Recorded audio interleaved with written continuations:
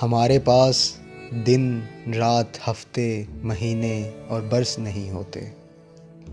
हमारे पास तो एक लम्हा होता है और यही एक लम्हा हमारे लिए दिन रात हफ्ता महीना और बरस होता है।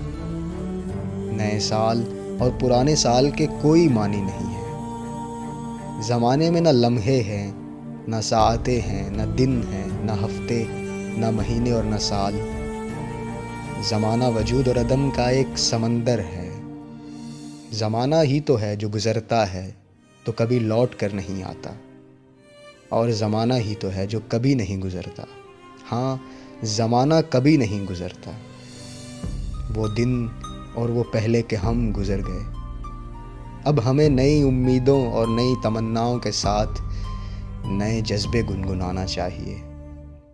नए साल और पुराने साल के कोई मानी नहीं, कोई मानी नहीं।